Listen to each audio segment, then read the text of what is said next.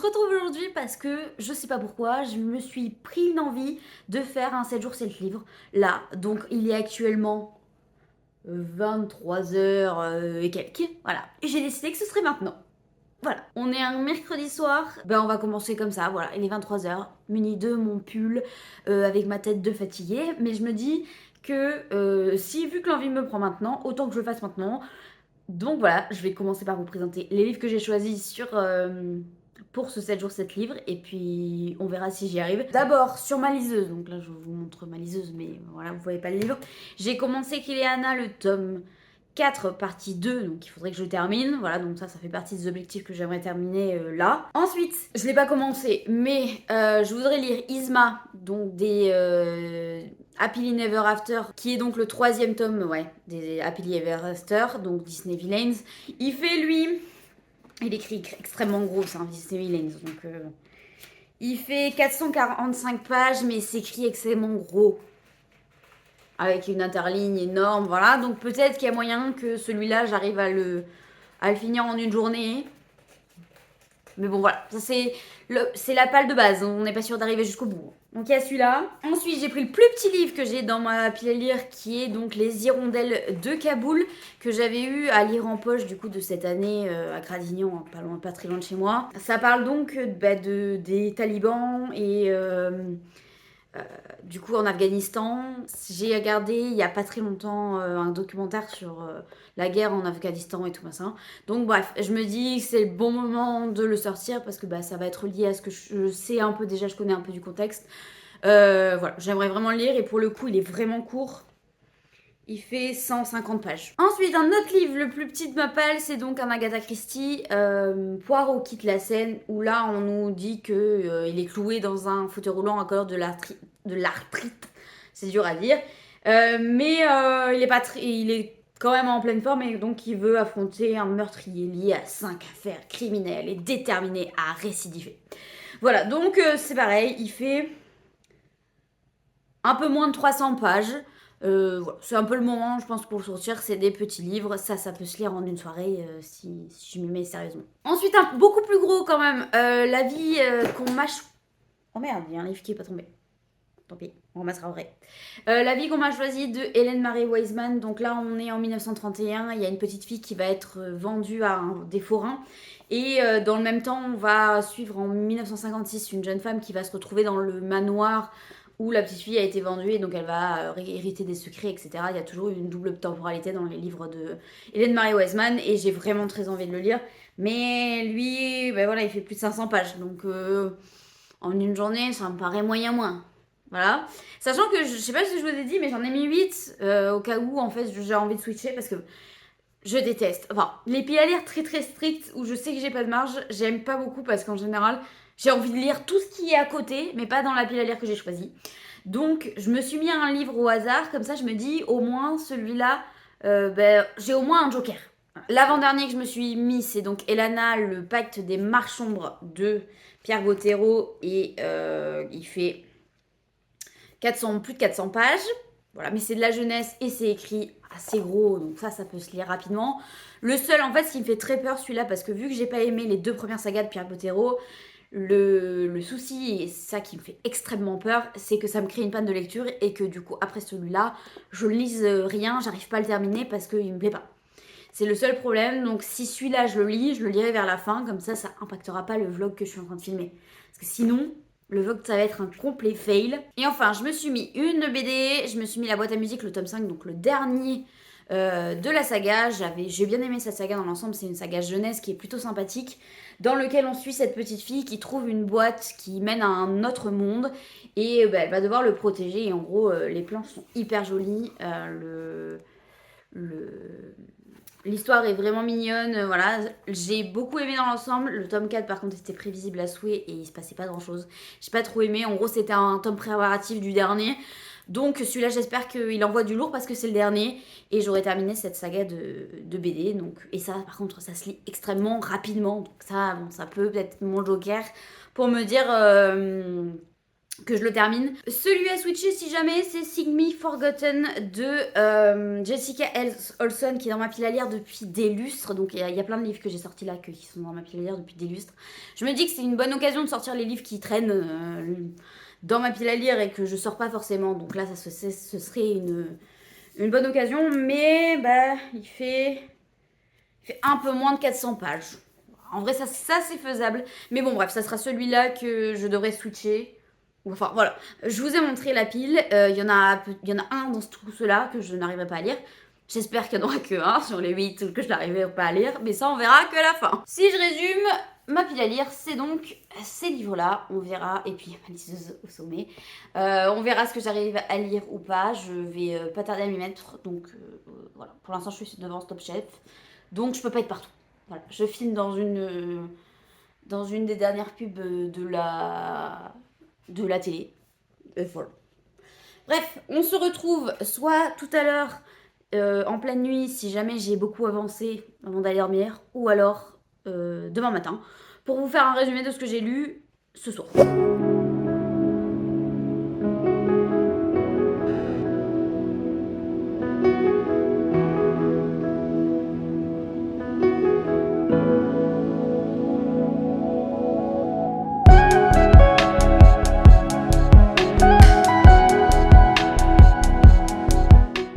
Du coup, j'ai lu 116 pages.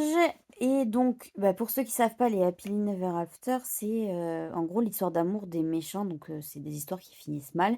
Et ensuite, des méchants de Disney avant le Disney en question. Donc, le premier était sur Vanessa, donc la version humaine de Ursula. Le deuxième était sur Gaston. Et celui-là, du coup, il est sur Isma. Sachant que Cusco, c'est pas forcément l'un de mes Disney préférés. Mais bon, je trouve qu'au moins c'est original parce qu'on n'en voit pas beaucoup des livres sur ça et c'est plutôt cool. Bref, je venais pas pour ça, c'est qu'en gros, il vient de se passer un truc dans le livre qui me dit, mais même dans les Disney, quoi, il y a des trucs comme ça me saoule. Dans cette histoire-là, on suit, et il y a des chapitres où c'est Isma qui parle, et il y a des chapitres où c'est le prince Ez Tilly. Donc je suppose son love interest prochain, vu que c'est les deux personnages qu'on suit. Voilà. Et le prince Tilly, il vient de décider de faire la pire chose qu'on peut faire à une femme pour pouvoir la draguer. Mais vraiment, le pire du pire. Et ce qu'il dit derrière, donc du coup c'est un peu dénoncé, mais bon, c'est vite fait. C'est pas très romantique quand même. J'ai même pas la phrase exacte. Ah bon, bref, je me remets à ma lecture. C'était juste pour vous parler de ça parce que j'étais un petit peu étonnée, quoi. C'est un truc pour enfants, donc enfin pour enfants, pour ados, il y a déjà des trucs comme ça. Je peux pas vous dire ce que c'est précisément puisque j'ai pas envie de vous spoiler, mais enfin voilà, quoi. OK, je rectifie, c'est bel et bien dénoncé directement parce que en gros, il dit il venait de violer une autre de ses règles d'or, de la briser en 1000 morceaux. Il n'imaginait rien de pire que faire le truc qu'il est censé faire. Donc, ça va. On est bien et bien dans un Disney. Ça va. Je retire ce que j'ai dit. J'ai terminé Isma. Et du coup, je voulais juste commencer un nouveau livre juste avant de dormir, tout comme ça. Et du coup, j'ai pris ça, là. Les Hirondelles de Kaboul. Alors, je savais que ça allait être dur et que ça allait franchement pas être la lecture la plus simple de l'année et puis la plus douce. Mais là, concrètement, dans le premier chapitre, on a une lapidation, quoi. Si vous voulez le lire, bah, faut être prêt, quoi. C'était peut-être pas la bonne idée de commencer ce livre juste avant de dormir. Pas certaine de l'idée. J'aurais mieux fait de m'abstenir, je pense. Je sais pas si je continue, si je lis un autre chapitre en me disant que peut-être que ça sera mieux. Ou alors j'arrête là. Je sais pas.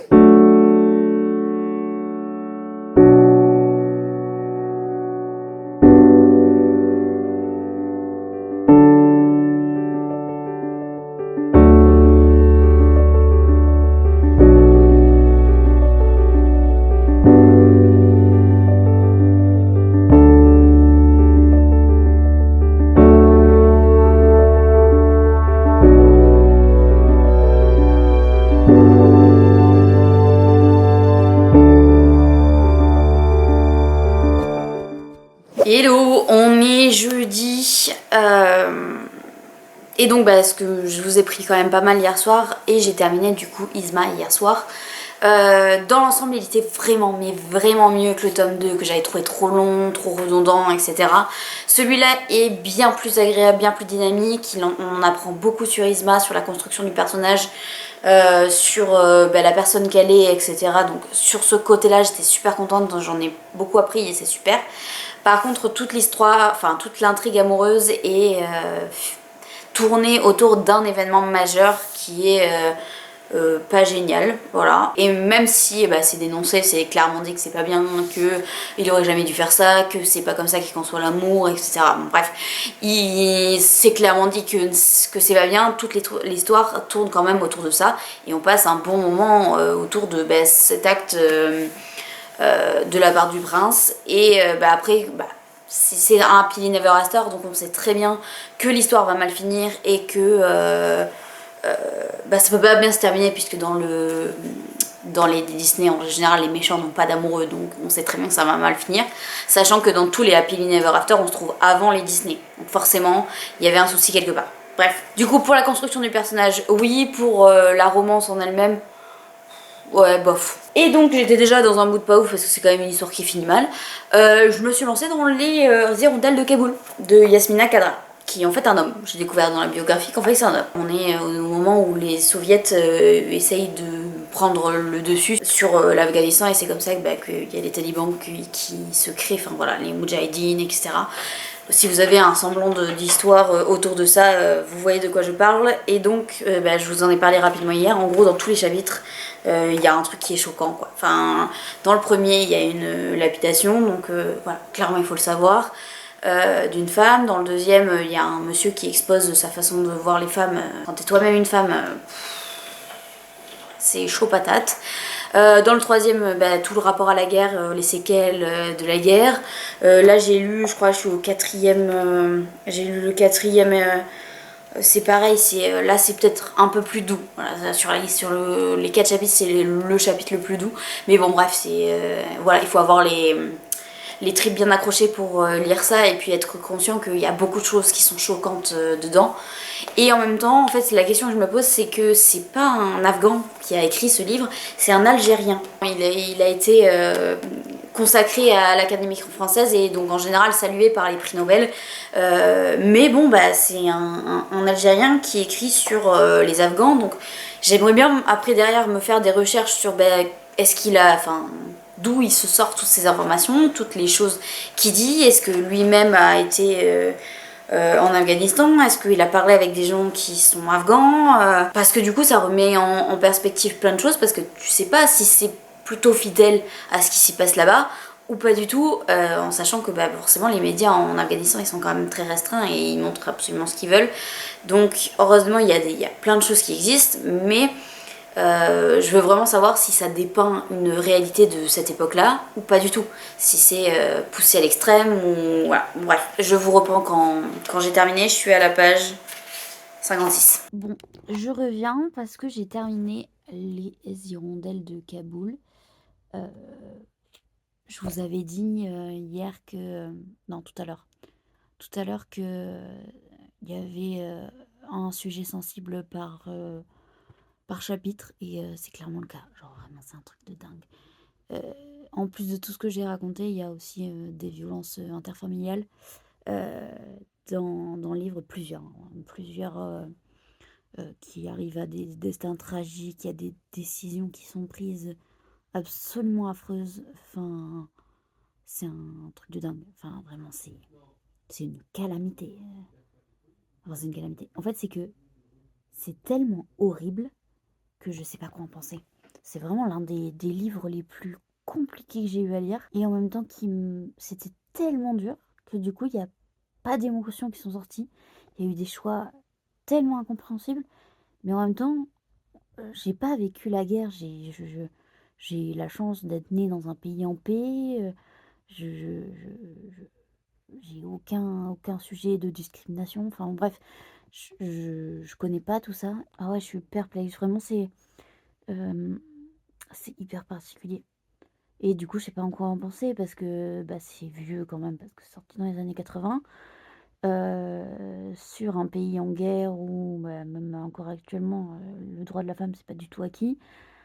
Là, j'avoue, je sais pas du tout quoi en penser. Si vous avez lu ce livre-là, franchement, venez m'en parler dans les commentaires ou sur Instagram. Si vous me suivez sur Instagram, venez m'en parler. Enfin, venez, on en parle. Parce que j'ai trop de questions. Après, c'est horrible, hein. C'est horrible. C'est horrible. Je suis dubitative. Il y a tellement de sujets compliqués qui sont abordés là-dedans. C'est abusé. C'est abusé. Comment tu peux avoir autant de destins brisés? Enfin, c'est là que je mesure la chance que j'ai de vivre là où je suis, quoi. Enfin, franchement. Enfin, bon, bref, je vais essayer d'attaquer un livre plus léger. Parce que là, franchement, c'était juste atroce. Voilà, c'était juste atroce. Et je pense qu'il va me faire réfléchir un moment. Et je sais pas trop ce que je vais en ressortir, quoi. Bref, je vous laisse là. Et puis, je choisis un autre livre. Bon, on est samedi dans la nuit. Oui, pourquoi est-ce que je filme maintenant? Bon, voilà, c'est comme le début de ce vlog, j'ai décidé que ce serait maintenant que je filmerais, donc bah je filme maintenant. Donc je viens de rentrer de soirée, je vous ai pas pris hier, donc on est vendredi, je vous ai pas pris, donc je me suis dit merde, j'ai pas pris, ça fait 2 jours d'affilée que j'ai pas pris le vlog, il faudrait peut-être que je le fasse avant que on soit dimanche. Alors théoriquement on est dimanche, hein, on est bien dimanche, mais je sais pas, j'ai décidé que ce serait maintenant, voilà. Et bah, en fait, finalement, en vendredi, enfin hier soir, j'ai terminé 2 livres. Donc, bah, rapide update lecture. Donc, après Les Hirondelles de Kaboul, je voulais un truc plus doux, moins réaliste, bref, voilà. Donc, j'ai pris Elana. J'en ai parlé dans d'autres vidéos. J'avais détesté les quêtes d'Eolan et les mondes d'Eolan. Vraiment, j'avais horriblement détesté. J'ai subi chaque tome, donc les 6 tomes en tout. Je les ai tous subis. Je crois qu'il y en a un que j'ai apprécié et les autres, je les ai détestés, mais vraiment, mais détestés bien comme il faut. Mais j'avais fait tout ça pour lire Elana. Donc j'ai lu Elana et contre toute attente, j'ai adoré. Donc dans cette histoire, en fait, on suit Elana qui est une petite fille qui a perdu ses parents très tôt et qui est récupérée par euh, une espèce particulière qui s'appelle les petits. Et puis bah, petit à petit, elle va vouloir savoir d'où elle vient. Bah, en fait, elle fait pas partie des petits, c'est une humaine. Enfin bref, elle va quitter cet endroit-là et elle va rencontrer certaines personnes qui vont lui faire devenir marche-ombre. Donc en fait, on suit son parcours initiatique dans celui-là. Dans le deuxième, j'en sais rien. Et c'est trop cool. Vraiment, pour le coup, moi qui disais, ouais, l'univers d'Eolan et tout ça, j'aime pas trop, etc. Finalement, j'adore. Parce que c'est complètement différent. C'est un peu plus adulte. Alors c'est pas adulte tout à fait, mais c'est moins jeunesse. Et il y a plein de sujets qui sont abordés. Et franchement, il était hyper chouette. Je suis hyper contente d'avoir continué. Bon, c'est parce que ça faisait partie des 12 livres à lire par 12 pour sa copine. Donc merci Agathe de m'avoir obligée à sortir ce livre cette année. Parce que du coup, ça faisait peut-être 7 ou 8 mois que j'avais terminé Les Mondes d'Awelan et j'avais pas du tout envie d'aller vers Elana. Et finalement, j'ai bien fait parce que finalement, il était génial et donc j'ai super hâte de continuer. Et le deuxième, c'était donc La boîte à musique. Donc forcément, ça va très vite à lire. Ça fait donc 4 livres terminés. C'est pas ce dont je parlais. Donc en fait, je vous avais dit au début, là, en présentation de Pâle, que c'était le dernier tome, mais en fait, pas du tout. C'est le dernier tome du cycle 1. Donc moi qui pensais avoir la conclusion de l'histoire, en fait, pas du tout. Et celui-là, je crois qu'il est sorti en 2021. Non, mais il est sorti en 2022 et il était dans ma palle depuis un long moment parce que j'avais acheté le premier lors d'un festival de la BD d'Angoulême auquel je me rendais régulièrement. Je l'ai pas fait cette année. Mais je les ai quasiment tous faits depuis que bah, j'ai habité à Angoulême pour mes études. Et du coup, depuis, bah, j'ai des copines qui sont toujours là-bas. Donc, bah, c'est un peu le rendez-vous de l'année. On y va quasiment chaque année. Mais pas cette année. Enfin, voilà. Bref, une anecdote dont on se fiche un petit peu. Mais bon, bref. Et en fait, le quatrième, j'avais pas du tout aimé parce que je pensais qu'on préparait le cinquième. Et en fait, bah, on préparait pas vraiment le cinquième parce qu'en fait, on préparait plus le cycle 2. Enfin, le deuxième cycle. Et celui-là était vraiment chouette, un peu différent des autres, vraiment propre à l'univers de Pandorian et tout. Enfin bref, j'ai adoré, il était vraiment très très chouette. hâte de voir la sortie du cycle 2 et je crois que Carbone l'a annoncé pour normalement courant 2025, donc c'est pas pour tout de suite. Donc finalement, j'ai bien fait de pas me presser à lire cette BD parce que ça va pas sortir tout de suite. Non, j'ai bien avancé dans Kéléana, je suis à un peu plus de la moitié. Très cool, voilà. Enfin, c'est pas le tome 4, partie 2. Parce que du coup, le tome 4 a été divisé en deux par la Martinière. Et donc là, je suis à la moitié de la deuxième partie. Voilà. Et toujours aussi cool, vraiment depuis le tome 3 là, c'est super chouette. Kéléana, ça a pris un tournant complet par rapport aux deux premiers tomes que j'avais. Enfin, le premier, j'avais beaucoup aimé. Le deuxième, pas du tout. Vraiment, ça m'avait gonflé la moitié du bouquin. Mais on m'avait dit que le tome 3 changeait complètement la donne. Et c'est vrai, franchement, depuis le tome 3, c'est génial. Et là, franchement, je passe un bon moment. C'est moins que le 3, parce que vraiment, le 3, j'avais vraiment passé un excellent moment. Un petit peu moins, mais j'aime bien. Je vous en reparler plus en détail quand je l'aurai terminé. Et donc, mis à part Kéléana, vu que c'est le seul qui est sur liseuse, c'est le moment où, juste avant de dormir, en fait, je lis Kéléana quand j'éteins la lumière, etc. C'est pour ça que j'ai toujours plusieurs livres, en fait, en cours, parce que j'en ai toujours un sur papier, j'en ai toujours un sur e-book pour ces moments-là, justement, où j'éteins la lumière, et c'est juste avant de dormir, c'est pour me finir et que je dorme super bien. Et j'ai normalement toujours un audiobook en cours, puisque je vais à l'école en écoutant un audiobook dans la voiture. Sauf que là, actuellement, je ne vais pas à l'école. Donc forcément, j'ai pas d'audiobook. Enfin, si, théoriquement, j'ai le Lys de Feu, tome 3. Mais je l'écoute par dizaines de minutes, par dizaines de minutes. Donc il avance pas beaucoup parce que dans ma vie quotidienne, en fait, je ne l'utilise jamais. Quand j'ai besoin de faire du ménage ou des trucs comme ça, je mets la musique. Donc j'en ai pas besoin, voilà, ou la télé ou quelque chose. Enfin, j'ai un fond, mais j'ai pas forcément un audiobook. C'est vraiment propre à la voiture, je sais pas pourquoi. C'est l'endroit où je me sens le mieux et j'écoute l'audiobook. Bon, bref, on s'en fout. Et je sais plus pourquoi je disais ça, parce que je me suis perdue, parce que j'ai fait un blabla plus long que mon existence. Oui, donc il me reste 3 livres papier à lire. Il me reste le livre de Hélène Marie Wiseman, La vie qu'on m'a choisie, Sing Me Forgotten et un Agatha Christie. Voilà, donc il me reste 3 livres, sachant qu'Eleana, ça sera fini avant la fin de la semaine normalement.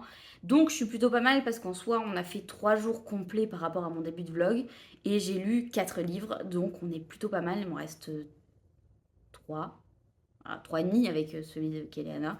Donc normalement mon but sera résolu. On va voir comment j'avance là parce que il est quand même tard dans la nuit, donc je vais peut-être pas beaucoup lire, hein, mais on va voir. Peut-être que j'ai le temps au moins de commencer. Puis peut-être que vous aurez un update encore plus tard dans la nuit, je ne sais pas. Bref, bonne nuit et puis à tout de suite pour vous.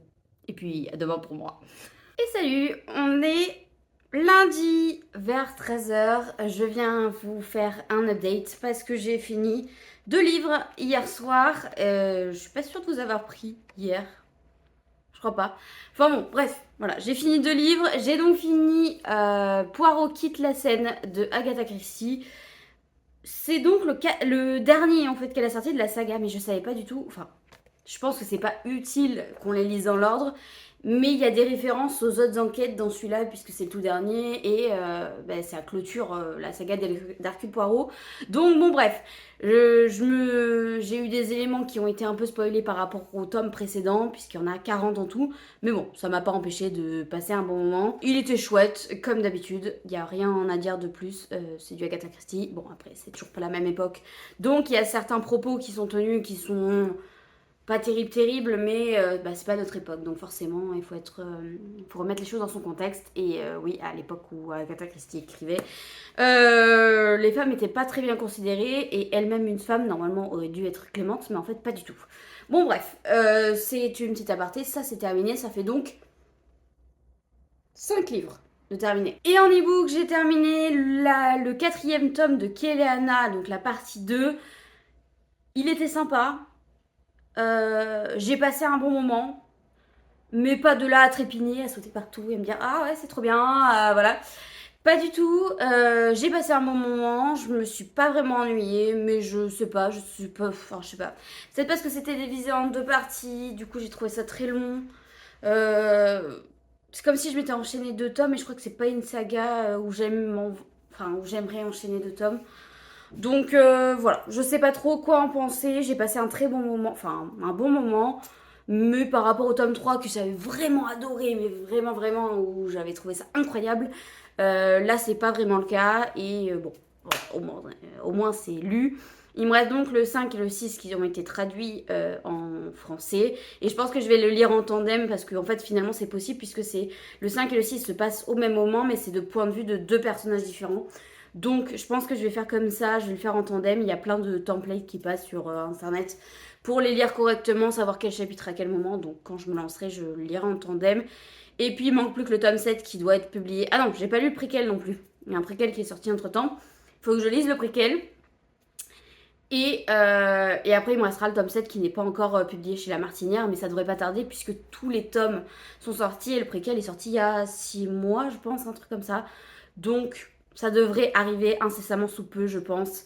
Euh, on verra. Voilà. Et donc, il me restait dans ma pile à lire, il me restait soit Sing Me Forgotten, soit La vie qu'on m'a choisie. En fait, il n'y en a aucun des deux où j'ai vraiment envie de me diriger dessus. Du coup, je sais pas si je vais lire un de ceux-là ou alors je vais aller piocher un autre, sachant que je suis hyper large au niveau du timing parce que j'en ai lu du coup 6, il m'en reste plus qu'un à lire. Et en fait, au final, ça fait que 5 jours. Donc en fait, je peux même mettre un pavé, je m'entends, un plus gros livre, puisque j'ai 2 jours pour le livre, j'ai du temps devant moi. Donc je me dis que peut-être que c'est faisable. Bref, je vous retrouve très vite pour vous, soit vous présenter ma lecture, soit vous faire un update, soit vous dire que j'ai terminé. Bref, on se retrouve très vite. Hello, on est mardi soir. Ça fait donc pile une semaine que j'ai commencé ce vlog et j'ai le plaisir de vous annoncer que j'ai bel et bien lu 7 livres sur cette semaine. Oui, oui, je sais, vous pouvez m'applaudir, vous pouvez m'applaudir. Bon, bref, j'arrête mon blabla.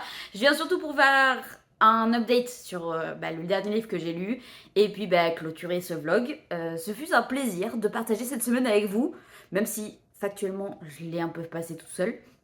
Mais bon, hein, on est dans l'idée. Donc, le dernier livre que j'ai choisi, oui et non, parce que je vous avais dit à la fin du dernier morceau que je ne savais pas si j'avais envie de lire les 2 livres qui me restaient, donc Sing Me Forgotten et La vie qu'on m'a choisie. Et finalement, j'ai sorti La vie qu'on m'a choisie de Hélène Marie Wiseman, que j'ai fini ce matin. Ouais, ce matin. J'avais pas du tout envie de filmer à ce moment-là, donc voilà, je vous prends ce soir pour clôturer tout ça. C'était vraiment très très chouette. Encore un livre de cette autrice que j'adore, donc c'est le 2e que je lis et franchement pas déçue. Je pense que je l'ai autant aimé que le premier. Donc dans cette histoire-là, on suit 2 temporalités différentes, comme dans beaucoup de livres de Lynn Marie Wiseman. Je sais pas si tous d'ailleurs ils sont pareils. En gros, on y suit d'abord une petite fille de 9 ans en 1931 qui est dans une famille. En fait, on lui dit qu'elle c'est un monstre, qu'elle a une différence, qu'elle peut pas sortir. Et un jour, elle va être vendue à un cirque par ses parents. Et on suit également en 1956 Julia qui va venir vivre dans la maison où elle n'avait pas le droit de sortir l'autre petite fille. Et donc, elle va tomber sur les secrets de famille. Bref, c'était horriblement dur parce que. Alors, je peux pas vous spécifier le. Parce que je crois pas que ce soit marqué dans le résumé. Non, c'est pas marqué dans le résumé, donc je peux pas vous dire exactement ce pourquoi elle est considérée comme un monstre par ses parents. Mais c'est horrible pour une petite fille. Donc, elle a vécu 9 ans cloîtrée dans un grenier. Avec l'interdiction de sortir, des propos horribles de sa mère et tout ça. Et puis elle est vendue dans un cirque où en gros elle appartient à celui qui l'a acheté. Bref, c'est absolument affreux. Et Julia, elle va une vie pas très cool. Et puis elle. Enfin voilà, il y a un événement qui va faire que ça va un peu changer sa vie. Et bon, bref, les deux vont se reconstruire. Et bon, et comme dans beaucoup de livres, en fait, les 2 points de vue vont se rejoindre pour une seule et même histoire finalement. C'était tellement bien, tellement triste, tellement horrible. Il y a des scènes vraiment affreuses. Faites gaffe à vous, hein, parce qu'il y a des choses pas très agréables et franchement horribles. Et ouais, je me dis, c'est quand tu lis des livres comme ça, tu dis, ouais, ma vie finalement, elle est plutôt cool. Voilà, parce qu'il y en a qui ne vivent pas du tout, du tout, du tout la même chose. Et là, ouais, il y a vraiment des choses affreuses. Et c'est pas forcément un happy ending, c'est ouais, c'est plus... ouais, c'est pas un happy ending, il y a vraiment des trucs atroces. Mais ça vaut vraiment le coup de le lire. J'ai vraiment passé un excellent moment et je l'ai dévoré. Je n'ai pas vu passer les 500 pages. Honnêtement, il y a 520 pages, je crois. J'ai pas vu passer les pages tellement j'étais prise dedans, prise dans l'histoire. Je voulais absolument savoir ce qui leur arrivait, si elles allaient s'en sortir, etc. Ça m'a fait exactement la même chose avec ce qu'elle a laissé derrière elle. Bref, je pense que c'est une autrice où je vais continuer d'acheter les bouquins parce que c'est génial. D'ailleurs, ce mois-ci, elle en a sorti un nouveau qui s'appelle Les Orphelins de Philadelphie. Non, c'était le mois dernier. Bon, bref, il y en a un dernier là, qui vient juste d'être publié et paru en France. Et voilà. Donc, il m'en reste, je crois, sur les 4 qui ont été traduits. Du coup, j'en ai lu 2, il m'en reste 2. Je crois que l'autre, il s'appelle Là où sont tes racines. Voilà, donc il m'en reste 2 et je vais aller lire avec grand plaisir parce que ça c'était vraiment chouette. On va se quitter ce soir, ce fut un plaisir de partager ces quelques moments, j'espère que ce vlog vous aura plu, on est devenus intimes, vous et moi, vous m'avez vu en pyjama, vous m'avez vu en plein milieu de la nuit, vous m'avez vu tout le moment de la journée. C'était la première fois que je filmais un vlog et franchement c'était plutôt sympa. Après le rythme 7 jours 7 livres, c'est franchement pas un truc que tu peux tenir sur la longueur parce que c'est limite si t'es tellement obligé de lire qu'au bout d'un moment t'as plus envie de lire. Donc je suis pas bien sûre de faire ça très souvent, mais ma pile à lire me remercie parce que du coup j'ai sorti 7 livres d'un coup de ma pile à lire en une semaine, ce qui est quand même plutôt formidable et j'ai même pas eu besoin de tricher finalement et de prendre une BD, donc je suis très contente. Je n'ai aucune idée de la longueur que va faire ce vlog. Je ne sais pas s'il va y avoir beaucoup de coupes au montage, j'en ai aucune idée. Ça sera vraiment la surprise quand je monterai. Et puis vous, vous avez déjà vu la vidéo, donc pour vous c'est pas une surprise. Mais j'espère que ça sera pas trop long. Mais en même temps, je me dis que j'ai quand même beaucoup blablaté sur chaque livre. Au moins, ça me fera peut-être de la réduction de temps sur mon bilan mensuel du mois d'avril. Voilà, on va chercher les bénéfices là où il y en a. Bref, j'ai adoré filmer ça. Je vous souhaite une excellente semaine. Et sur ce, prenez soin de vous.